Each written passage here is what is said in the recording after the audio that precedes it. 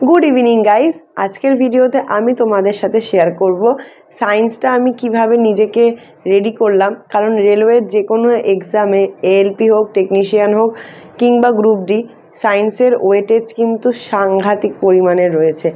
एएलपीते 20 नम्बरेर science थाके, टेक्निशियाने 40 नम्बरेर science छिलो और ग्रुप डीते 25 नम्बरेर साइंस थाके।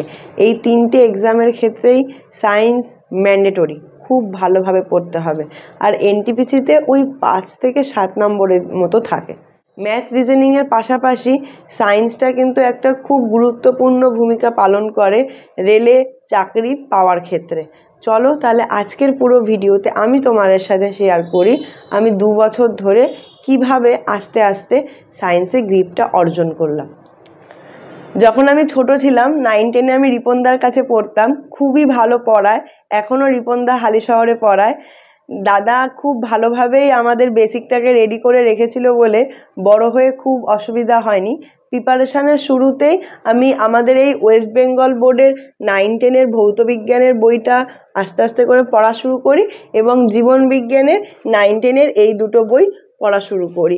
তার সাথে সাথে আমি যেহেতু ওই এএনএম জেএনএম এর পরীক্ষাও দিচ্ছিলাম, তাই এগুলোকে আমি একটু ভালোভাবে রপ্ত করার চেষ্টা করেছিলাম।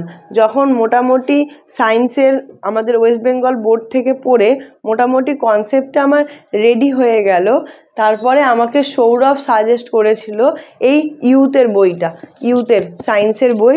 আর এই বইটা আমি কিনেছিলাম 23শে ফেব্রুয়ারি 2023। আমি যখনই কোনো নতুন বই কিনি আমি সেই বইতে ডেট দিয়ে রাখি, কারণ 1 মাস পর 2 মাস পর যেন ওই ডেটটা দেখে আমি বুঝতে পারি যে আদতেও আমি পড়েছি নাকি শুধুই মাত্র বইটা এনে জমিয়ে রেখেছি। এরকম আমি খুবই কম করে থাকি, কারণ আমি খুবই কম বই কিনেছি। আমি অনেককেই দেখেছি জীবন বিজ্ঞান, ভৌত বিজ্ঞান বা ম্যাথের, রিজনিংয়ের অনেক অনেক করে বই কেনে। আমি একদমই বেশি বই কিনাতে বিশ্বাসী নই, বরঞ্চ একটাই বই বেশিবার করে পড়লে অনেক বেশি লাভবান হয় এবং সঠিক বইটাই তোমাকে চুজ করাটা মাস্ট বি ইম্পর্টেন্ট। আর রেলের ক্ষেত্রে ইউথ হলো পড়তেই হবে তোমাকে, কারণ এর মধ্যেই সমস্ত প্রিভিয়াস ইয়ারের কোশ্চেন থাকে। আর প্রিভিয়াস ইয়ারের কোশ্চেন রেলের যে কোনো এক্সামের ক্ষেত্রে খুবই বেনিফিশিয়াল হয়। আমি এই ইউথের বইটাকে দেখতে পারবে, এত পড়েছি, এমন কোনো পেজ নেই যে যেখানে আমার দাগানো নেই, অনেক পড়েছি। আর সেটা যখন আস্তে আস্তে কমপ্লিট হয়ে গেল, তারপরে আমাকে সৌরভ কিনে দিয়েছিল এই এনসিইআরটির বইটা। এটা আমার মনে আছে আমি কবে কিনেছিলাম, 24শে জানুয়ারি 2024। এবং এখানে লেখা রয়েছে লাইন ধরে বুঝে পড়ো এবং মুখস্থ করো। এই এনসিইআরটির বইটা আমি খুব ভালো করে পড়েছি এবং তোমাদের সাথে এই বইটা খুললেই বুঝতে পারবে যে আমাকে না এই বইটা দেওয়ার সময় সৌরভ মানে ওই যে মার্কার পেন দিয়েছিল গোলাপি আর সবুজ কালারের, আর সেটা দিয়েই দেখো পুরো বইটা দাগানো। সেটা যে কোনো চ্যাপ্টারেই হোক আমি খুব ভালোভাবে এটার আর কি মানে নলেজটা গেইন করেছিলাম। এটা হলো আমার এনসিইআরটি 10 এর বুক। আমি বইটাকে মলাট দিয়ে রেখেছি, কারণ বই যদি ছিঁড়ে যায় আমার খুব কষ্ট লাগে। এবং সূচিপত্রটা তোমাদের সাথে খুললেই তোমরা বুঝতে পারবে এই জায়গাটা। যে দেখো আমি ফার্স্ট চ্যাপ্টারটা, এটা কেমিক্যাল রিঅ্যাকশন এবং ইকুয়েশন আছে, ওটা আমি ফার্স্ট পড়েছিলাম হলো 11 এপ্রিল 2024-এ। এবং এরম করে করেই আমার প্রত্যেকটা চ্যাপ্টারের সামনে আর কি ডেট দেওয়া থাকে। আমি খুব মানে ডেট দিয়ে পড়াশোনা করতে বিশ্বাসী।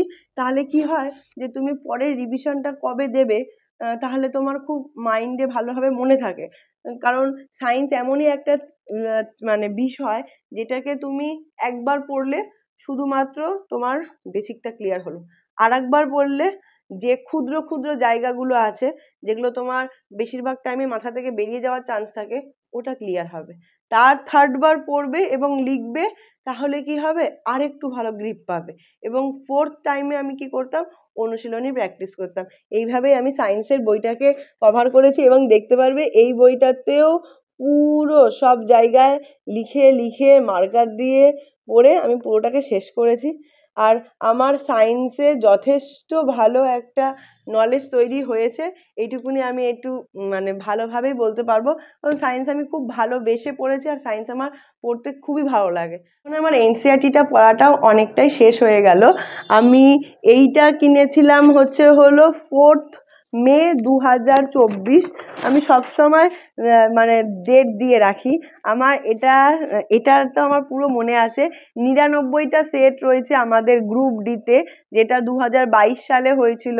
আর তখনও কোনো বই রিলিজ হয়নি। এবার আমার মাথায় শুধু একটা জিনিসই কাজ করতো, যেহেতু লেটেস্ট পরীক্ষা গ্রুপ ডির এক্সাম রয়েছে, তাই আমাকে গ্রুপ ডি মাস্ট সলভ করে যেতেই হবে। আর তখন আমি সৌরভকে বলেছিলাম, একটা কাজ কর, আমাকে প্রিন্ট আউট করে দে। ও কলকাতার থেকে আমাকে প্রিন্ট আউট করে দিয়েছিল, এবং আমার কাছে 99টা সেটের মধ্যে আমি সবটা কমপ্লিট করিনি, বাট 50টা 55টা কমপ্লিট করে রেখেছি। এরকম আমার 3টে বান্ডিল রয়েছে, এর মধ্যে থেকে 1.5টা কমপ্লিট করেছি আর 1.5টা এখনো বাকি আছে। এবার এই গ্রুপ ডিটা আমাকে কিভাবে হেল্প করেছে সেটাও তোমাদের সাথে আমি শেয়ার করি।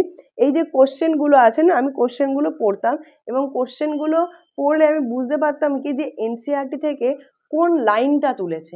এরকম করে পড়তে পড়তে পড়তে পড়তে আমি বুঝতে পারলাম যে ওইখান থেকে প্রত্যেকটা লাইন ইম্পর্টেন্ট। যদি একটা কমাও থাকে, ওই কমাটাও কোশ্চেন মার্কে চলে আসবে। এইভাবে আমি আর কি নিজের নলেজটাকে গেন করেছি, এবং এই বইটাকে মানে এই গ্রুপ ডির এই বইটাকে মানে দেখলে বুঝতে পারবে যে সবটাতেই পুরো দাগানো রয়েছে। হ্যাঁ, একটু ছোট ছোট লেখা ছিল, তাই পড়তে একটু অসুবিধা হচ্ছিল। এবং এই গ্রুপ ডি সেটটা থেকেই না আমি ম্যাথ রিজনিংও প্র্যাকটিস করতাম। এই ছিল আমার পুরো সায়েন্সের স্ট্র্যাটেজি, যেটা তোমাদের সাথে আমি শেয়ার করলাম। ফার্স্টে আমি বেসিক ক্লিয়ার করেছি, তারপরে আমি এনসিইআরটি পড়েছি, এবং সবশেষে আমি প্র্যাকটিস করেছি। এইভাবেই নিজের গ্রিপটাকে আমি সায়েন্সে বানিয়েছি। যা আমি অনেককেই দেখেছি তারা অনলাইনে খুব ভালোভাবে নিজেদের জ্ঞানটাকে অর্জন করতে পারে, কিন্তু আমি অনলাইনে পড়তে একদমই বিশ্বাস নই। কারণ আমি দেখেছি যে টাইমে আমি অনলাইনে কোনো কিছু শুনবো, সেই টাইমটাতে যদি আমি বইতে বেশি ভালো করে ফোকাস দিয়ে পড়তে পারি, সেটা আমার জন্য বেশি বেনিফিশিয়াল হয়।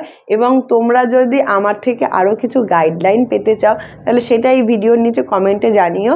আর সামনেই যেহেতু গ্রুপ ডির এক্সাম রয়েছে, আর আমরা প্রত্যেকেই জানি গ্রুপ ডির এক্সাম পাস করতে গেলে ম্যাথ রিজনিংয়ের সাথে সাথে সায়েন্সে গ্রিপ মাস্ট মানে ভেরি মাস্ট। সবাই কিন্তু জানে যে কোন কোন বই পড়তে হয়, সবার বাড়িতেই হয়তো বইটা থাকে, কিন্তু বেশিরভাগ মানুষই জানে না যে কিভাবে বইটা পড়তে হয়, কিভাবে সেগুলোকে মনে রাখতে হয়।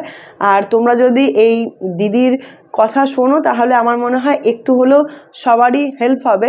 কারণ আমি সেই লাইনে চলে নিজেকে আজকে এই জায়গায় দাঁড় করাতে পেরেছি। আমার মনে হয় এইগুলো সবার জন্যই খুব বেনিফিশিয়াল হবে। চলো, কালকে দেখা হচ্ছে আবারও একটা দুর্দান্ত ভিডিও নিয়ে। Till then bye. সবাই খুব ভালো থেকো, সুস্থ থেকো।